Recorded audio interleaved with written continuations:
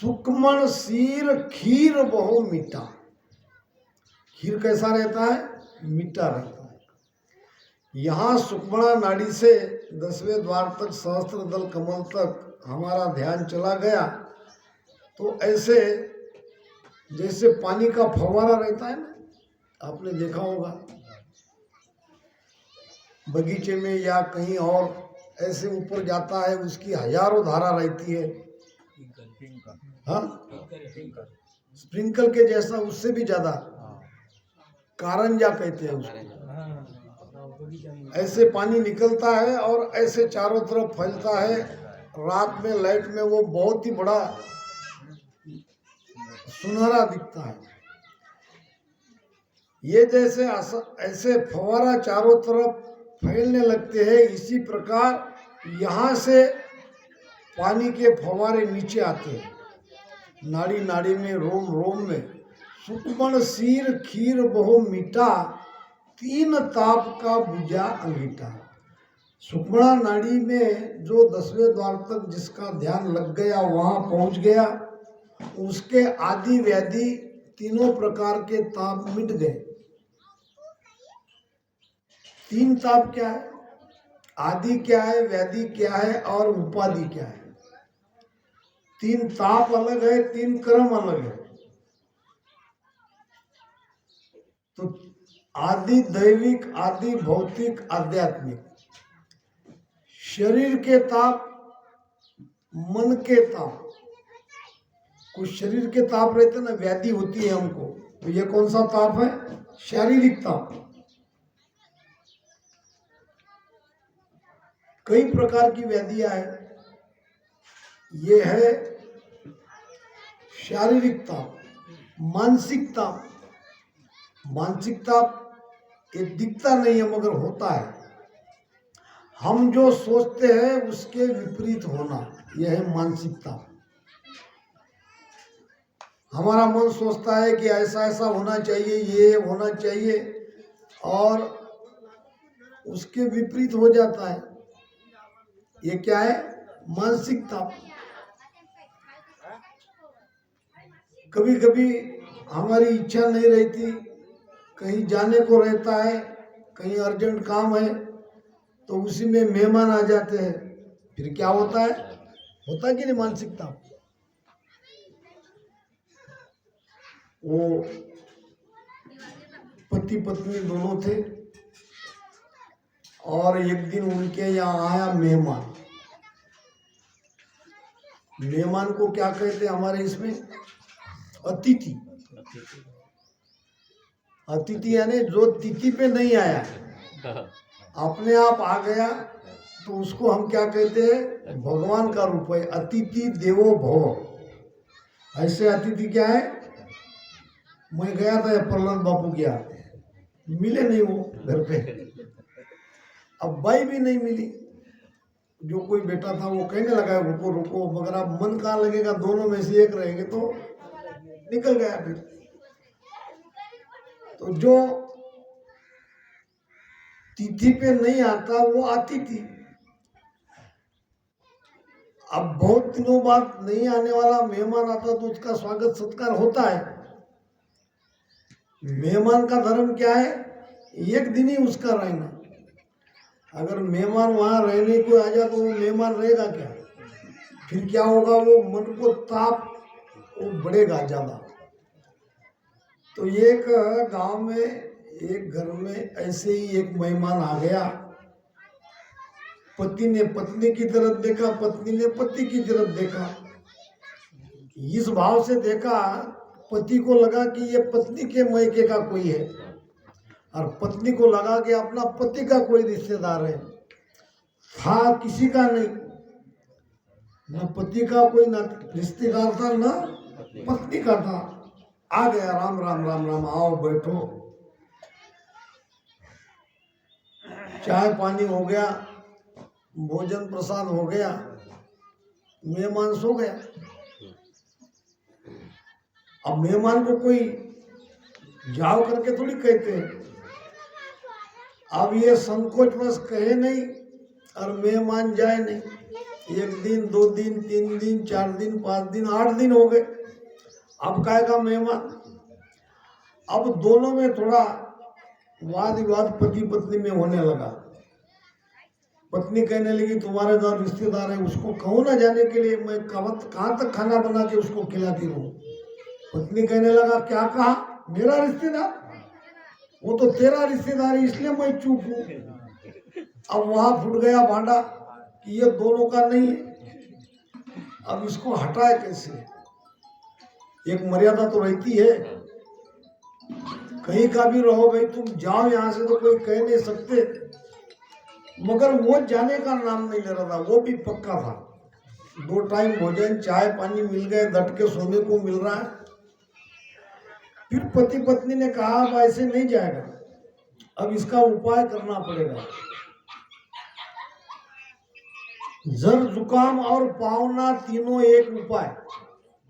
जर जुकाम और पावना तीनों एक उपाय, लांगन देवे तान कर। अरे बुखार आ गया तो भोजन छोड़ दो। लांगन यानी भोजन नहीं खाना। जुकाम कहीं हो गया तो खाने से ही वो कुछ बढ़ेगा, तो वहीं भी भोजन कम करना है। मेहमान अगर ज्यादा तकलीफ देता है तो भोजन मत बनाओ। तो पति पत्नी ने दोनों ने तय कर लिया कि हम दोनों झूठ मूठ का झगड़ा करेंगे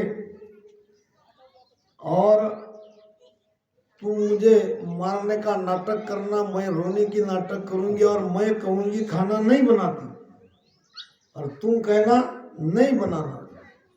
अब खाना ही नहीं बनाना था तो फिर ये रहेगा कैसे? दोनों में हो गया झगड़ा।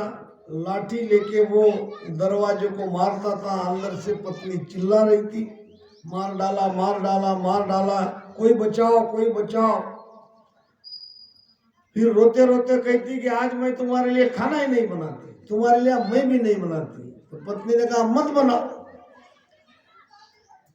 अब इधर रोना पिटना चालू हो गया। मेहमान ने अपनी बैग में कपड़े भर लिए और निकल गया बाहर। बहुत देर हो गई, पत्नी रोती रही।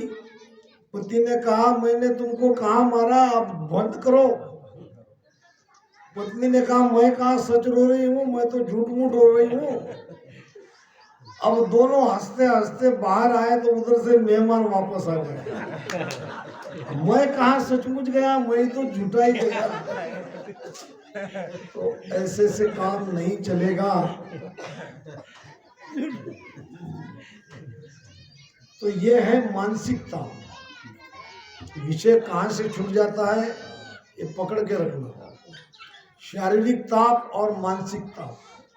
तीसरा ताप है उपाधि, जो हम करते नहीं है, बाहर की पीड़ा आती है।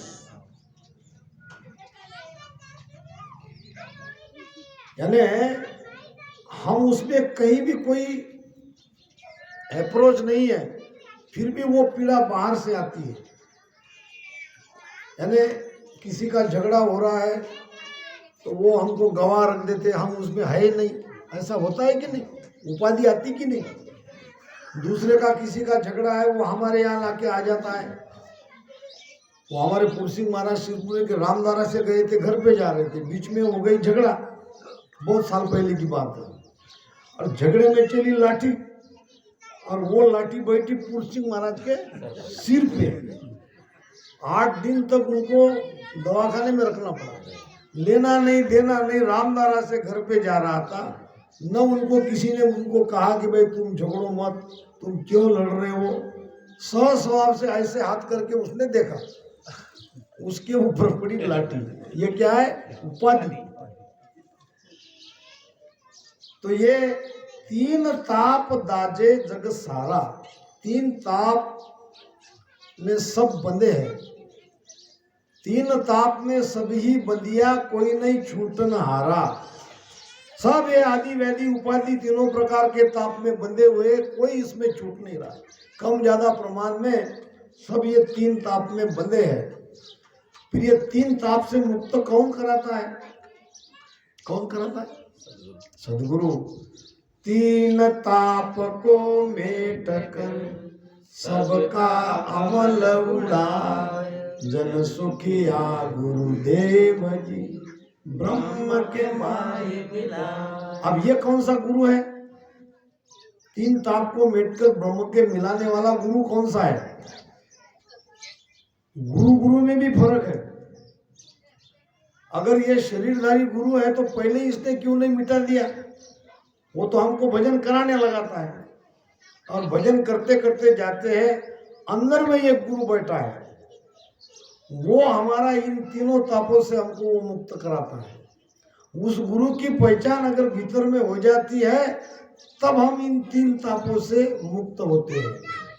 तीन ताप तभी मिटेंगे जब हम हमारे भीतर के सदगुरु को पहचानेंगे, वो है हमारी आत्मा। परम प्रस्ताव में एक बहुत ही बढ़िया बात महाराज ने कही है। क्या कही है? कि अमर लोक का अमर प्रेसता, सो हंस लेवन आवे, मृत्यु लोक का संत प्रेसता, दे पर मोद पटावे। दो प्रेस्ते हैं। प्रेस्ते समझते हो? प्रेस्ते यानी देवदूत। प्रेस्ता किसको कहते हैं?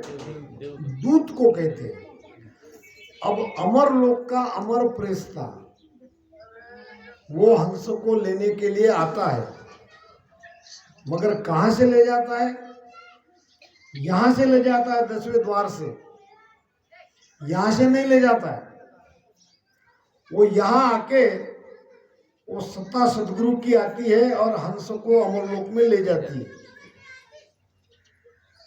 जिस हंस की चेतना 10वें द्वार में है, जिसका अखंड ध्यान 10वें द्वार में लगा है, उसको खींच के वो ले जाती है। जैसे अनड़ पक्षी आकाश में रहता है, आकाश में जन्मता है और आकाश में ही वो मादा अनड़ अंडा देती है। अंडा नीचे आता है, नीचे आते आते उसमें से बच्चा निकलता है और वो हाथी को अपने मुख में दबा के ऊपर चला जाता है। इसी प्रकार वो सत्ता रूपी प्रेस्ता 10वें द्वार में जिसका ध्यान अखंड है, उसको लेके वहां से चला जाता है, चली जाती है। ये हो गया अमर लोक का अमर प्रेस्ता, सो हंस लेवन आवे। मगर मृत्यु लोक का एक प्रेस्ता बैठा है जिसको हम शरीरधारी सदगुरु कहते हैं। वो क्या करता है? यहां से ज्ञान देके, उपदेश देके, भजन का भेद बता के, उससे भजन सुमिरन करवा के, कंठ हृदय मध्य नाभि ऐसे करते करते बंकनाल मेरु त्रिकुटी 10वें द्वार तक उसको वो पहुंचाते हैं। यानी ये अगर नहीं पहुंचाएगा तो वो प्रेस्ता वहां से नहीं ले जाएगा। तो सारा आधे से ज्यादा काम शरीरधारी गुरु को करना पड़ता है। शरीरधारी गुरु का भी महत्व है, मगर इनका काम है 10वें द्वार तक ले जाना। वो बाहर नहीं निकाल सकते। बाहर ले जाने वाला कोई और सदगुरु है। तो इस प्रकार से एक तरह से ऐसा समझो कि ये भजन है हमारा चेक। अब चेक पे अगर किसी की सिग्नेचर नहीं है तो बैंक वाले उसको लेंगे क्या? नहीं लेते। तुम चेक पे कितना भी बड़ा आंकड़ा लिख के आओ, बैंक वाला देखेगा इसमें सिग्नेचर नहीं है। सिग्नेचर करा के लाओ तब हम पैसा देंगे। तो ये सिग्नेचर है सदगुरु शरीरधारी। शरीरधारी सदगुरु जिसको ये चेक देखा सिग्नेचर करके, उसका चेक उस बैंक में उसको पैसा मिलेगा। हमको क्या करना पड़ेगा? ये लो मैनेजर साहब, ये हमारे पास चेक है, अब हमें पैसा दो फटाफट। बिना देर किए मैनेजर पैसा दे देगा। तो शरीरधारी सदगुरु के शरण में ही नहीं गए तो हमारा चेक कोई काम का नहीं है। बैंक वाला कहेगा ये वापस ले जाओ। भजन प्रताप सुधस पाताल में, उलट आसमान में सिर पीवी। उलट कर आसमान में जाके वो अमृत की सिर हमको पीने की मिलती है।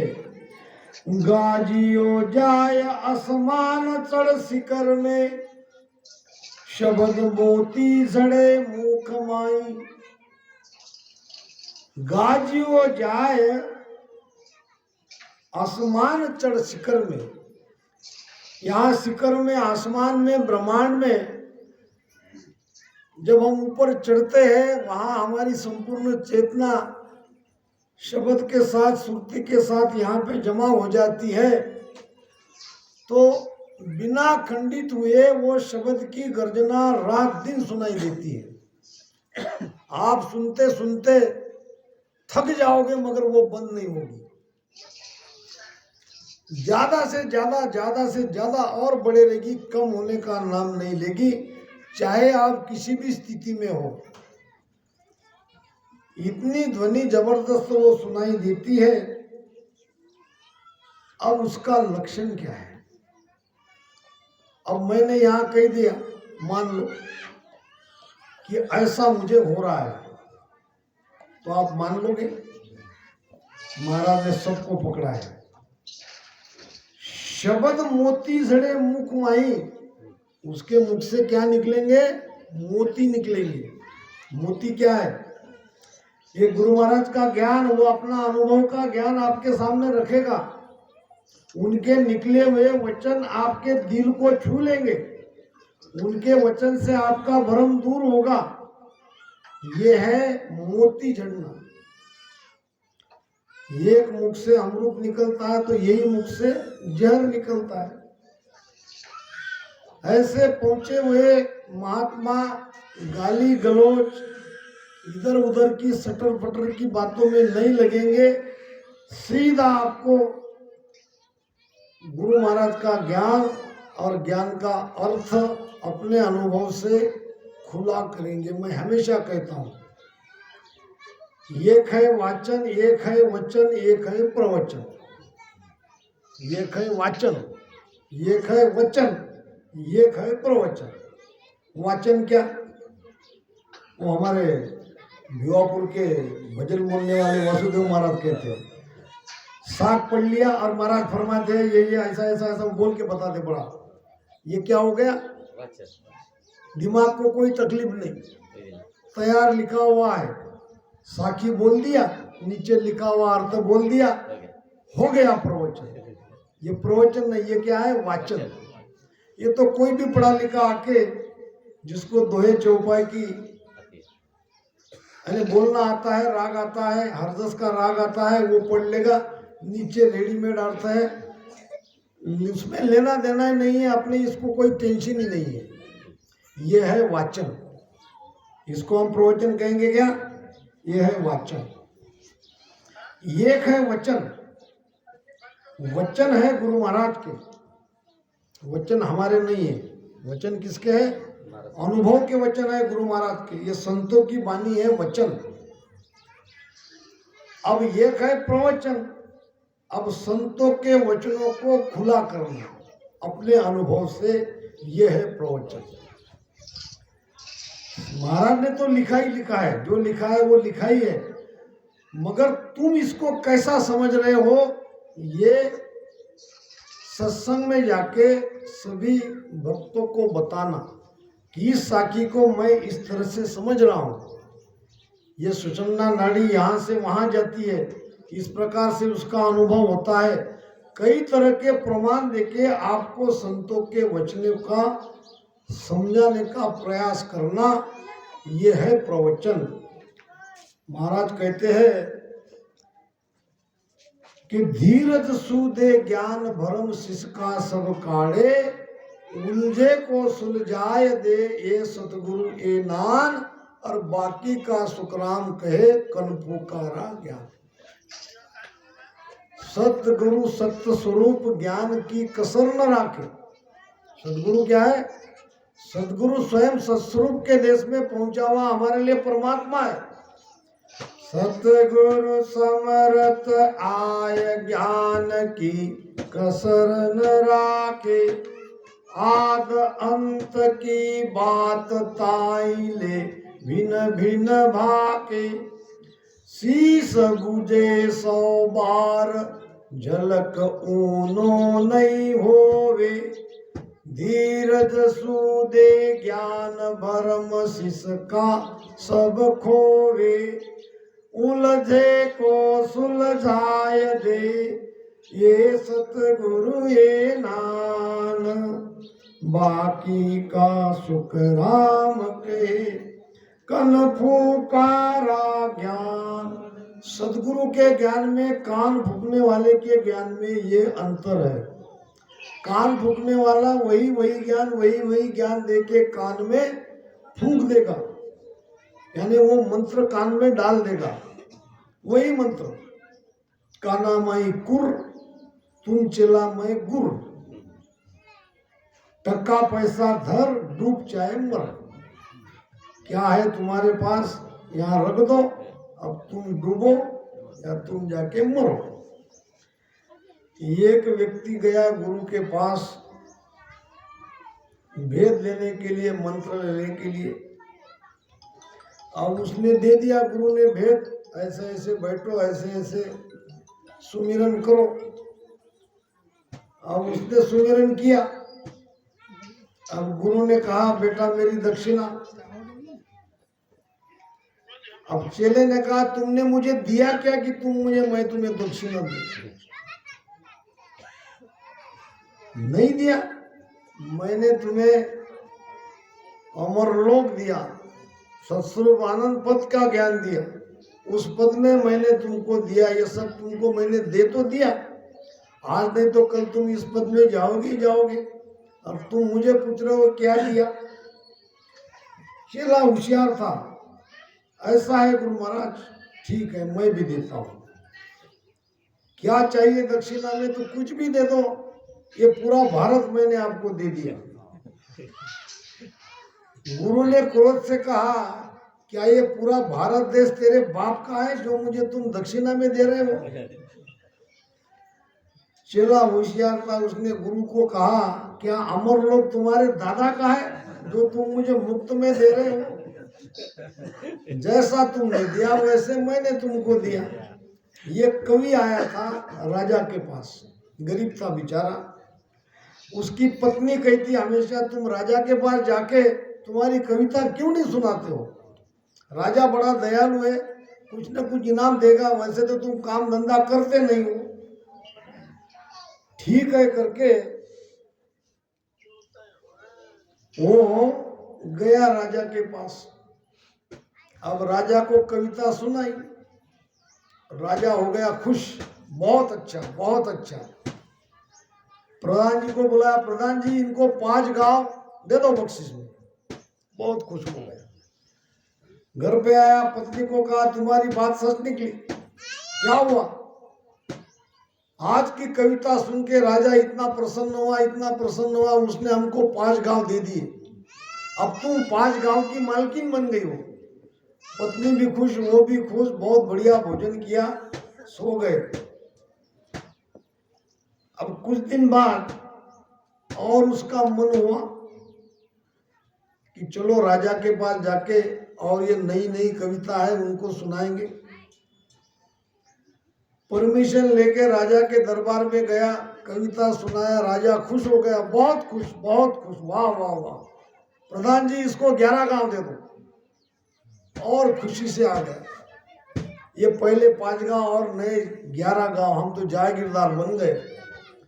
पत्नी को कहा अब तुम कोई मामूली नहीं रही हो, तुम जागीरदार की पत्नी बनी हो।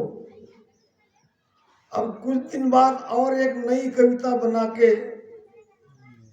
राजा के पास गया, कविता सुनाई, राजा खुश हो गया, प्रधान जी इसको 51 गांव दे दो। अब कवि ने कहा महाराज क्षमा करे, ये 51 गांव दो या मत दो, मगर पहले जो आपने कबूल किया है वो 5, कम से कम 5 गांव तो दे दो, अभी तक दिया कुछ नहीं है। 5 गांव, 11 गांव, 51 गांव। राजा ने कहा तुमने मुझे क्या दिया? जैसे तुमने मुझे कान का सुख दिया वैसे मैंने भी तुम्हें कान का सुख दिया। तुमने मुझे कविता सुनाई तो मुझे कान से सुनी ना, तो कान का सुख मिला, अच्छा लगा। और मैंने तुमको 5 गांव दिया, तुमको अच्छा नहीं लगा सुन के? हाँ अच्छा तो लगा। फिर इसमें व्यवहार की बात ही कहाँ है? जैसा तुमने मुझे दिया वैसे मैंने तुम्हें दे दिया। तुम कितना भी कविता बना बना के लाओ, मैं गाँव बढ़ाते जाऊंगा, देना तो है नहीं। कान का ही सुख है, तो देना लेना नहीं है। गुरु शिष्य का रिश्ता बहुत गहरा है। महाराज ने कहा है, गुरु तो उलट चढ़ावे गिगन में, शिष्य तनमन अर्पे जोए। शिष्य पूरा तनमन अर्पित करने वाला चाहिए और गुरु उसको पीछन के रास्ते से राम राम गिगन में चढ़ाने का भेद देना चाहिए। अगर वो भजन सुमिरन नहीं करता है तो उसके पीछे लग के भजन सुमिरन करवा के उसको ऊपर चढ़ाने वाला चाहिए, तब बात जनेगी। तो गाजियो चाहे आसमान चढ़ शिखर में, शब्द मोती जड़े मुख माई। मुख से अनुभव के वचन निकलते हैं, यही है मोती। पवन सो संग समाय कमल में, तादिना 10वें द्वार जाई। बहुत ऊंची बात महाराज कह रहे हैं, भेद की बात कह रहे हैं। पवन सो संग समाय है कमल में। समाय यानी उसमें मिल जाना। किस कमल में मिल जाना? वो ब्रह्मांड कमल में मिल जाना, वो सहस्त्रदल कमल में मिल जाना। तो कैसे मिलते हैं? पवन के साथ। पवन क्या है? वायु। अब वहां वायु कैसे आती है? वायु का संबंध श्वासा से है। श्वासा तो ऐसी चलती है, नाक से नाभि, नाभि से नाक, नाक से नाभि। फिर ये पवन कैसे वहां जाके समाती है? ये पवन यहाँ, कल भी मैंने कहा था, आज भी कह रहा हूं, जब त्रिकुटी पार होते हैं तो हमारा रात दिन ध्यान यहाँ लगा रहता है। एक वो नाड़ी की रात दिन अखंड वो नाड़ी बजती है, वो ध्वनि सुनाई देती है। इस तरह से ईड़ा और पिंगला एक होके ऐसी सुषुम्ना बनती है और श्वासा की गति ऐसी ऊपर हो जाती है। जो श्वास नीचे आ रही थी अब वो नीचे नहीं आएगी। इस प्रकार से ये सुषुम्ना के द्वारा ये पवन ऊपर 10वें द्वार में जाएगा, वहीं हमारी सूरत रहेगी, वहीं हमारा शब्द रहेगा, वहीं चित्त मन बुद्ध अहंकार सब वहीं आके मिल जाएंगे। एक जगह महाराज ने कहा है कि ब्रह्मांड में ध्यान हमारा लग गया, इसका प्रमाण क्या है? कैसे समझे कि हमारा ध्यान ऊपर ब्रह्मांड में लगा है? थोड़ी सी ध्वनि सुनाई दे रहे है, इतने पर से नहीं समझ लेना। ध्वनि तो हमारे अंदर है, अब सुनाई क्यों नहीं दे रही? कि हमारा ध्यान बाहर है। जब बाहर का ध्यान हम भीतर लाएंगे तो हमको 3 बातें ध्यान में हमेशा आएगी। आप कहीं भी ध्यान लगा के देख लो, पहले तो भीतर में अंधकार ही अंधकार आपको लगेगा कि कुछ है ही नहीं। फिर धीरे धीरे हल्की हल्की ध्वनि या शरीर आपका वाइब्रेट करने लगेगा। वाइब्रेट समझते हो ना? कंपन होगा शरीर में, थोड़ा सा गहरा ध्यान आपका लग गया तो। फिर तीसरी स्टेज में आपको अंदर की ध्वनि सुनाई देगी जो कि आपके अंदर चल ही रही है। तो केवल ध्वनि सुन के ये नहीं समझ लेना कि हम वहां पहुंच गए। फिर कैसे समझे? लागा ध्यान खबर तब पाई, सूरत निरत रामेला। मन सो पवन सबद मिलतीनु, हुआ लागा ध्यान खबर तब पाई, ध्यान लग गया। ये खबर हमको तब मिलती है जब सुरती नीति शब्द के साथ है और मन पवन भी वहाँ है। ये पांचों चीजें इकट्ठा होती है तब कह सकते हैं कि हमारा ध्यान ब्रह्मांड में लग गया। सुख राम लगे जब ध्यान रे, यही अदब फिर है। हाँ दे हाँ, सुख राम लगे जब ध्यान रे, नेणा उलटा थाय, तीनों रास्ता एक हुए, 10वें द्वार लखाय। सुखराम लगे जब ध्यान रे, नेणा उल्टा था। उल्टा था यानी क्या? ये सफेद सफेद अंदर का बुलबुल बाहर निकल जाता है, ऐसे देखने लगता है। ऊपर में खिंचा होता है, त्राटक लगता है, आंखें उलट जाती है और उलटने के बाद ये ऊपर का जो पट है ये पक्का गहरा लग जाता है, आंखें जल्दी नहीं खुलती है। जब ये आंखें उलट के ऊपर का पट लगता है तब तीनों रास्ता एक हुए, यानी तीनों नाड़ियां इकट्ठे आ गई और फिर ये सुषुम्ना से ध्यान हमारा ऊपर जा रहा है। सुषुम्ना के माध्यम से 10वें द्वार लखने में आता है। यह है ध्यान की परीक्षा।